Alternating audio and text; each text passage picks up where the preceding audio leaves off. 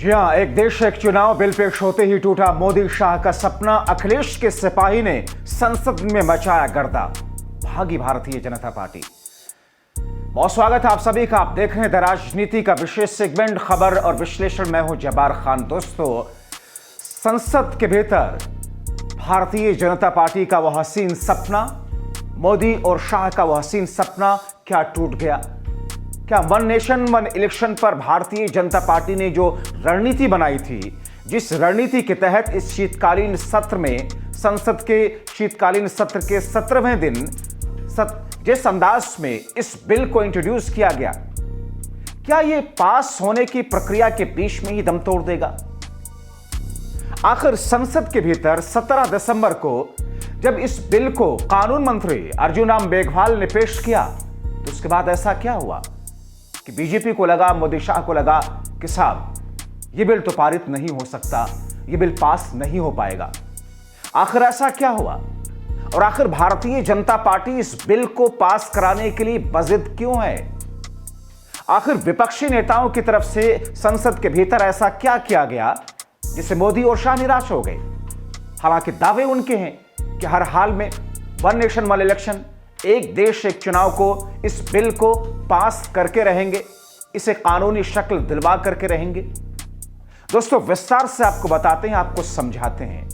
उससे पहले आपसे गुजारिश कि इस वीडियो को आप प्लीज अंत तक जरूर देखें ताकि इसके हर पहलू से वाकिफ हो सके, क्योंकि विपक्षी पार्टियों का यह दावा है, यह कहना है, यह आरोप है कि साहब ये एक ऐसा हथकंडा है भारतीय जनता पार्टी का जिसके जरिए देश में बहुत कुछ बदलना चाहती है, जिसके जरिए बीजेपी अगले दशकों तक सत्ता में रहना चाहती है, न सिर्फ केंद्र में बल्कि राज्य में भी। इसीलिए वन नेशन वन इलेक्शन, जिसमें अपने आप में बहुत कमियां हैं, बहुत खराबियां हैं, जिसमें कई सारे ऐसे बिंदु हैं जो संभव ही नहीं है, जो संविधान के खिलाफ है, जिसके लिए संविधान में संशोधन तक करना पड़ेगा, मगर सब कुछ भारतीय जनता पार्टी मोदी और शाह करने को तैयार हैं, क्योंकि ये उनका ऐसा हथकंडा है जिसे जनता अभी समझ नहीं पा रही।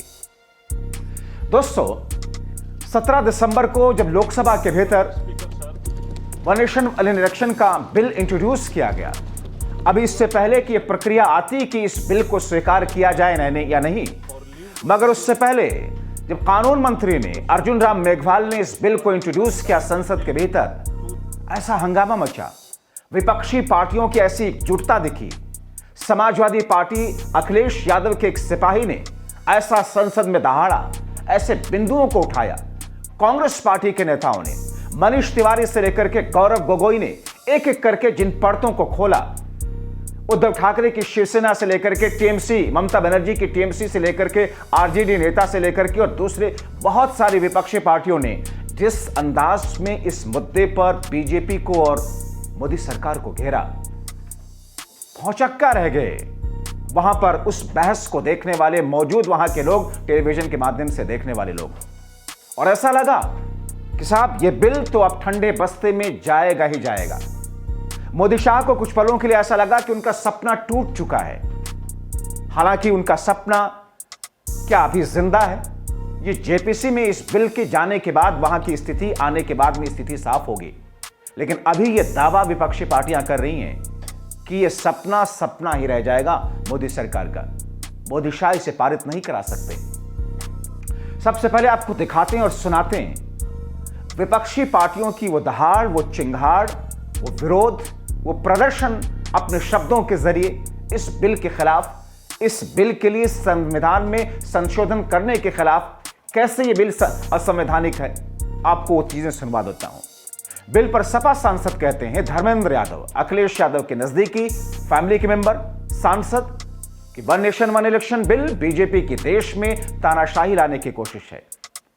सिर्फ इसे तानाशाही न सिर्फ बताते हुए संविधान के विरुद्ध बताया, बल्कि धर्मेंद्र यादव ने अपने अंदाज में दहाड़ते हुए इसे अल्पसंख्यकों और मुसलमानों के भी विरुद्ध करार दिया।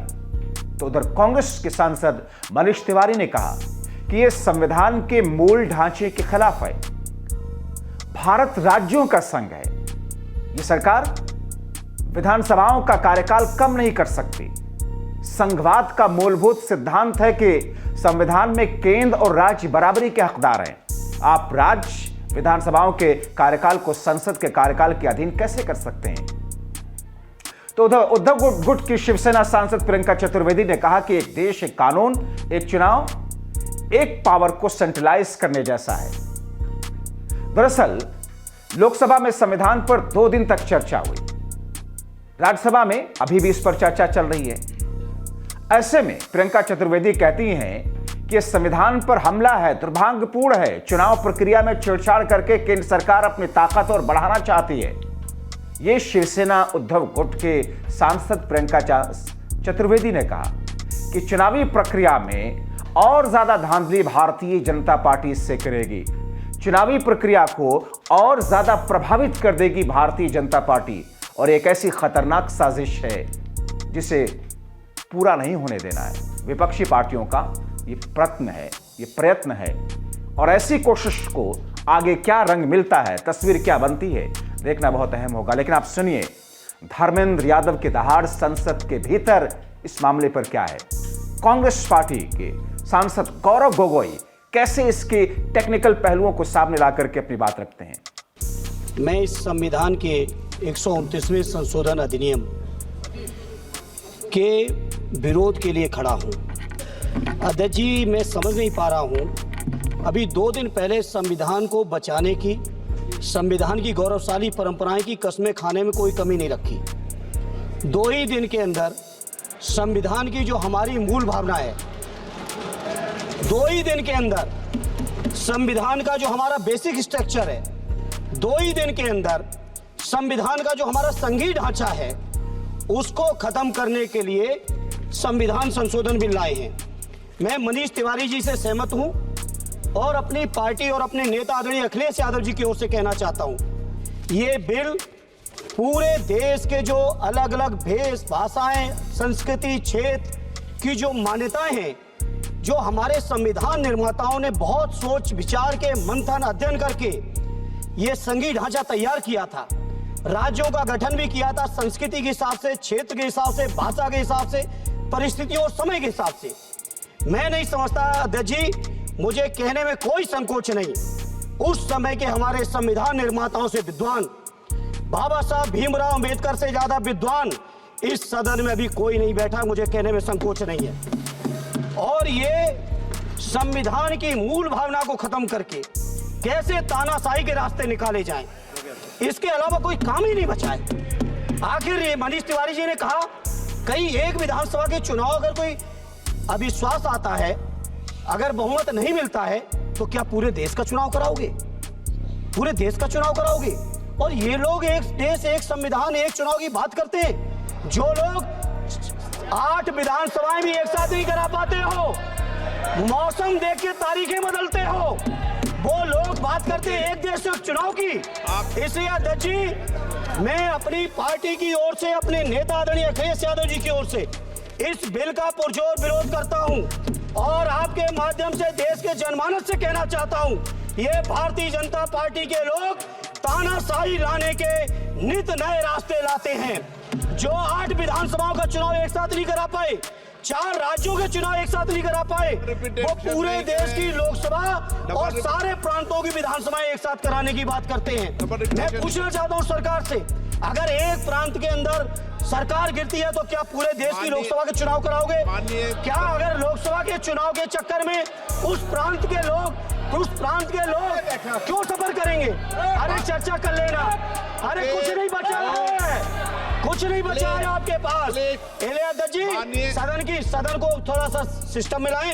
अध्यक्ष जी, आपसे अनुरोध है, आपके माध्यम से सरकार से अनुरोध है, जनता ने बड़ी उम्मीदों के साथ हम सबको भेजा है और हम सब लोगों की जिम्मेदारी है, ये संविधान विरोधी, संघीय ढांचे विरोधी, बेसिक स्ट्रक्चर विरोधी, कई केसों की चर्चा की मनीष तिवारी जी ने, मैं उनके साथ जोड़ते हुए माननीय सर्वोच्च न्यायालय की भावनाओं के विरोधी, गरीब विरोधी, दलित विरोधी, पिछड़ा विरोधी, मुसलमान विरोधी, इस नीयत को वापस लो। ये अध्यक्ष जी, आपके माध्यम से मेरी आपसे प्रार्थना है। बहुत बहुत धन्यवाद। आदरणीय गृह मंत्री को मैं यही कहना चाहूँगा कि अगर कोई पार्टी इसका समर्थन करना भी चाहे तो भी वो समर्थन 72 पे ही रह सकता है। जनरल वो चर्चा में नहीं ला सकते समर्थन के लिए। मैं सर ये दो जो कानून है, constitutional amendment 129 constitutional amendment act और the bill to further amend government of union territories act 63, national capital territories 91, Jammu Kashmir reorganisation act 2019, ये दोनों कानून संविधान और नागरिकों के वोट देने के जो उनकी संवैधानिक अधिकार है उस पर आक्रमण है और इसका हम पुरजोर विरोध करते हैं। विरोध का आधार ये है कि इस सबसे पहले 82(5) में चुनाव आयोग को जो यहाँ पे ताकत दी गई है कि चुनाव आयोग आज राष्ट्रपति को अपना एक निर्णय दे सकते हैं कि कब निर्वाचन हो सकता है। ये कभी भी इससे पहले चुनाव आयोग की ऐसी ताकत भारत के संविधान के निर्माताओं ने नहीं बनाया है। चुनाव आयोग की क्या सीमाएं हैं वो आर्टिकल 324 में है, जहां पर इलेक्शन कमीशन को बस कैसे सुपरवाइज करना चाहिए, कंट्रोल करना चाहिए, इलेक्शन रोल कैसे बनाना चाहिए, वहीं तक ही चुनाव आयोग की क्षमताओं का सीमा बनाया है। लेकिन इस संविधान ने चुनाव आयोग को असंवैधानिक गैर कानूनी ताकत दी है। राष्ट्रपति अगर कोई परामर्श लेते हैं तो सिर्फ काउंसिल ऑफ मिनिस्टर से परामर्श लेते हैं, वो कभी भी वो चुनाव आयोग से परामर्श नहीं लेते हैं। ये एक गैर संवैधानिक इन्होंने एक ढांचा बनाया है। राष्ट्रपति जी अगर काउंसिल ऑफ मिनिस्टर्स की एडवाइस लेते हैं 74 जो article 74 of constitution of India में है, या वो article 356 of constitution of India, वो सिर्फ गवर्नर के रिकमेंडेशन पे ले सकते हैं। 356 गवर्नर के रिकमेंडेशन पे या 74 के अनुसार काउंसिल ऑफ मिनिस्टर्स के रिकमेंडेशन में। ये पहली बार ये एक ऐसा कानून लाए हैं कि राष्ट्रपति अब चुनाव आयोग के भी रिकमेंडेशन पर एक निर्णय ले सकते हैं। ये पूरी तरीके से इसका विरोध करते हैं। चुनाव आयोग में किस प्रकार से कमिश्नर्स नियुक्त होते हैं, नहीं होते हैं, सुप्रीम कोर्ट की भूमिका रहती है, हटाई जाती है, उस पर हम बाद में चर्चा करेंगे। दूसरी बात यह है कि संविधान के बेसिक स्ट्रक्चर में एग्जीक्यूटिव, लेजिस्लेटिव और जुडिशरी के बीच में संतुलन हो, उसका भी विवरण है। आज इस बिल के द्वारा आदरणीय राष्ट्रपति जी को ज्यादा शक्ति दिया गया है कि वो अपने सुपरिंटेंडेंट से एक नए 82A के द्वारा अब वो विधानसभाओं को भंग कर सकती है। ये एक्सेसिव पावर इस बिल में चुनाव आयोग को भी दिया गया है और राष्ट्रपति जी को भी दिया गया है। और यहाँ पे जो मुद्दा उठाया है कि चुनाव आयोग का ये जो खर्च है कम करना चाहते हैं, चुनाव आयोग के खुद उन्होंने कबूल किया है कि 2014 की चुनाव आयोग में कितना पैसा खर्च हुआ, लगभग 3700 करोड़। ये 3700 करोड़ के लिए ऐसा एक गैर संवैधानिक कानून ये लाए हैं, ये पूरी तरीके से तथ्य के खिलाफ है। हम दोबारा कहना चाहते हैं कि संविधान और एक नागरिक जो आर्टिकल 14 जो उसको वोट देने का अधिकार देते हैं, वो जब वोट देता है तो हमारे संविधान में लिखा है कि जो 5 ईयर टर्म है, जो 5 ईयर टर्म है आर्टिकल 83(2) में हाउस ऑफ पीपल को और आर्टिकल 172(1) में जो 5 ईयर टर्म है उसके साथ खिलवाड़ नहीं कर सकते। ये एक गलत नीति आयोग के रिपोर्ट के आधार पर ये कहना चाहते हैं कि 5 ईयर टर्म अनिवार्य नहीं है। 5 ईयर टर्म अनिवार्य है, ये नीति आयोग के रिपोर्ट में नहीं जाए। नीति आयोग कोई संवैधानिक कोई बॉडी नहीं है जो इस प्रकार का ये परामर्श दे पाए। तो इसीलिए मैं बस इतना ही कहना चाहूंगा कि ये दोबारा अगर इनको लगता है कि प्रधानमंत्री मोदी जी पर के प्रचार से ये पूरे ये भारत के चुनाव को छीनेंगे, तो हम ये चोरी नहीं होने देंगे और हम बिल का विरोध करते हैं। इस बिल को जेपीसी में भेजा जाए। हालांकि दोस्तों, इस बिल को लेकर के जब डिवीजन हुआ वोट्स का, तो उसके बाद में उस पूरी प्रक्रिया के बाद में जिसे ईवीएम से वोटिंग होने के बाद दोबारा से बैलेट पेपर से कराया गया और नतीजे बदल गए, उसके बाद इसे जेपीसी को रिकमेंड करने के लिए भेजा गया। दरअसल 17 दिसंबर को दोस्तों संसद में शीतकालीन सत्र के 17वें दिन केंद्रीय कानून मंत्री अर्जुन राम मेघवाल ने लोकसभा के पटल पर एक देश एक चुनाव के लिए 129वां संविधान संशोधन बिल पेश किया। जी हां, 129वां। अर्जुन राम मेघवाल ने केंद्र शासित प्रदेशों से जुड़े 3 कानूनों में संशोधन का बिल भी पेश किया। क्या है वो? इसमें the government of union territories act 1963, the government of national capital territory of the Delhi 1991, the Jammu and Kashmir reorganisation act 2019 शामिल हैं। इसके जरिए जम्मू कश्मीर को पूर्ण राज्य का दर्जा देने के लिए भी संशोधन किया जा सकता है, जो उन्होंने पेश किया। दोस्तों, बिल पेश होने से पहले केंद्रीय कानून और न्याय मंत्रालय ने कहा कि आजादी के बाद से चुनाव आयोग लोकसभा और विधानसभा के 400 से ज्यादा चुनाव करा चुका है। अब हम एक देश एक चुनाव का कॉन्सेप्ट लाने जा रहे हैं। ये पहले तय हो चुका था। एक हाई लेवल कमेटी इसका रोडमैप बना चुके हैं। इससे प्रशासनिक क्षमता बढ़ेगी, चुनावी संबंधी खर्चों में कमी आएगी, नीतिगत निरंतरता को बढ़ावा मिलेगा, यह सत्ता पक्ष का कहना है। अब आइए आपको बताते हैं कि मोदी की प्राथमिकता वाले इस एक देश एक चुनाव को लेकर के अब तक क्या कुछ हुआ। दोस्तों, सरकार ने क्या कहा, विपक्ष ने कैसे उस पर घेरा, हमने आपको बताया, मगर अब तक हुआ क्या। दोस्तों, आपको बताऊं कि एक देश एक चुनाव पर विचार के लिए पूर्व राष्ट्रपति रामनाथ कोविंद की अध्यक्षता में 2 सितंबर 2023 को एक कमेटी बनाई गई। कमेटी ने करीब 191 दिनों में स्टेक होल्डर्स को और एक्सपर्ट से चर्चा के बाद 14 मार्च साल 2024 को अपनी रिपोर्ट मौजूदा वक्त के राष्ट्रपति द्रौपदी मुर्मू को सौंपी। एक देश एक चुनाव को लागू करने के लिए संविधान संशोधन के जरिए संविधान में एक नया अनुच्छेद जोड़ने और 3 अनुच्छेदों में संशोधन करने की व्यवस्था की जाएगी। दोस्तों, रामनाथ कोविंद कमेटी ने इसके लिए 5 सिफारिशें की थी, जो रिपोर्ट उन्होंने दी थी। पहली सिफारिश थी कि सभी राज्य विधानसभाओं, यानी कि अलग अलग जो राज्य हैं वहां के विधानसभाओं का कार्यकाल अगले लोकसभा चुनाव यानी कि 2029 तक बढ़ा दिया जाए।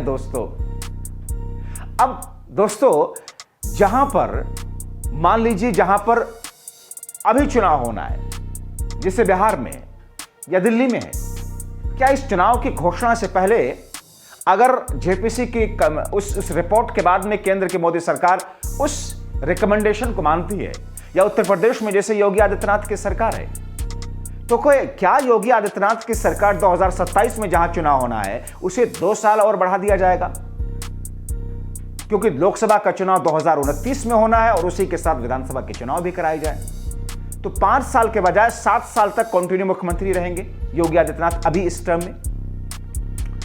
दोस्तों, दूसरा ये है, लेकिन ये संभव नहीं लग रहा। लेकिन अगर ये संभव नहीं होगा तो एक साथ चुनाव होंगे कैसे?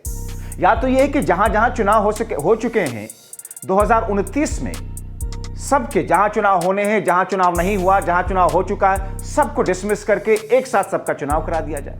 एक ये। दूसरा उनका रिकमेंडेशन था कि असेंबली अगर हंग होती, यानी किसी को बहुमत नहीं मिलता, नो कॉन्फिडेंस मोशन होने पर बाकी के कार्यकाल के लिए नए सिरे से चुनाव कराए जा सकते हैं। तो दोस्तों, आगे ने वही बात मैं बताऊंगा कैसे। दूसरा रिकमेंडेशन रामनाथ कमेटी का, कोविंद कमेटी का, कि साहब अगर मान लीजिए कहीं पर किसी राज्य में सरकार गिर जाती है, खिचड़ी सरकार है, अलायंस की सरकार है, कोई पार्टी अपना समर्थन खींच लेती है, 1.5 साल के बाद 2 साल के बाद सरकार गिर जाती है, 2029 में एक साथ चुनाव होते हैं, 31 में गिर जाती है, तो उस राज्य का चुनाव दोबारा से हो सकता है। यानी कि सर घूम फिर करके साइकिल तो वही बन गई, अलग अलग चुनाव की। खैर, तीसरा उनका रिकमेंडेशन यह था कि पहले फेज में लोकसभा विधानसभा चुनाव एक साथ कराए जा सकते हैं, उसके बाद में दूसरे फेज में 100 दिनों के भीतर लोकल बॉडीज यानी कि नगर निकाय चुनाव हो सकते हैं, क्योंकि इस चुनाव में न सिर्फ विधानसभा लोकसभा का है बल्कि नगर निकाय का भी है चुनाव इसमें शामिल है, तो उसकी बात भी कही उन्होंने। दूसरा ये चौथा रिकमेंडेशन उनका था कि चुनाव आयोग लोकसभा विधानसभा स्थानीय निकाय चुनाव के लिए राज्य चुनाव अधिकारियों के परामर्श से सिंगल वोटर लिस्ट और वोटर आईडी कार्ड तैयार करेगा। ये यानी कि नए सिरे से करना पड़ेगा। और 5वीं सिफारिश उनको थी कि एक साथ चुनाव कराने के लिए उपकरणों, जनशक्ति, सुरक्षा बलों की एडवांस प्लानिंग की सिफारिश होगी। दोस्तों, ये सिफारिशें उनकी तरफ से थी। अब आपको मैं बताऊं कि जो सिफारिश हैं, यानी कि ये संभव कैसे होगा, कब होगा। ऐसा नहीं कि भारत में पहले एक साथ चुनाव नहीं होते थे, हुए एक साथ चुनाव, आजाद भारत के फौरन बाद कई चुनाव एक साथ हुए। लेकिन गड़बड़ी कहां से आई दोस्तों? गड़बड़ी ऐसे आई जैसे मान लीजिए किसी राज्य में विपक्षी पार्टी के पास में बहुमत नहीं है और सत्ता पक्ष की सरकार गिर गई। यानी कि जो उनके साथ में पार्टी जो शामिल थी उन्होंने अपना समर्थन खींच लिया और विपक्ष के साथ में भी वो सरकार नहीं बना रहे, तो फिर वो हंग असेंबली हो गई। तो ऐसे में दो ही प्रावधान है, या तो चुनाव कराइए या तो राष्ट्रपति शासन लगाइए। तो ये पहले होता था, मगर कुछ इस किस्म की घटनाएं होती चली गई। या आपको याद होगा कि बीजेपी ने किस तरीके से, जैसा उस पर आरोप लगते हैं, कुछ राज्यों की सरकारें गिरा दी, और मान लीजिए वहां अपनी सरकार भी वो ना बना पाती, तो फिर क्या होता? तो स्थिति यही है, कई बार ऐसा होता है कि अपना कार्यकाल सरकारें पूरा नहीं कर पाती हैं और सामने वाली पार्टियों के पास भी जो पर्याप्त बहुमत होता है वो नहीं होता है, तो फिर वहां चुनाव कराए जाते हैं। अब ऐसी स्थिति में ये जो सारी रिकमेंडेशन है, जो सारी सिफारिशें हैं, वो ऐसा लगता नहीं कि संभव हो पाएगा। दूसरा यह कि उन्होंने अपनी 5वीं सिफारिश में कहा, रामनाथ कोविंद ने, कि साहब आपको खर्चा बढ़ाना पड़ेगा, मेन पावर बढ़ाना पड़ेगा, यानी कि जो लोग ड्यूटी पे लगेंगे, आपकी जो टेक्निकल अब ईवीएम से लेकर के दूसरी तमाम चीजें हैं, उन सबको आने जाने के लिए गाड़ियां, ईवीएम से लेकर के दूसरी तमाम चीजों को लेकर के पुलिस, सुरक्षा, पैरामिलिट्री फोर्सेस, सबको बढ़ाना पड़ेगा, क्योंकि पूरे देश में एक साथ चुनाव होगा। 543 सीटों पर लोकसभा का चुनाव है दोस्तों। अलग अलग राज्यों में, कहीं पर उत्तर प्रदेश में 401 विधानसभा की सीटें हैं, 80 विधानसभा की सीटें हैं लोकसभा की। यानी कि जिस तरीके से, जिस अंदाज में ये पूरी प्लानिंग है, फिलहाल संभव वो लगता नहीं है। और अगर आप देखें कि हाल के 2 चुनाव को देख लीजिए, हरियाणा विधानसभा का चुनाव हुआ, उससे पहले किस अंदाज में हरियाणा विधानसभा चुनाव के साथ में जो दूसरे विधानसभा के चुनाव थे वो नहीं करा सकी सरकार। महाराष्ट्र का अलग हुआ, झारखंड, हरियाणा, ये सारे के सारे चुनाव एक साथ नहीं हुए।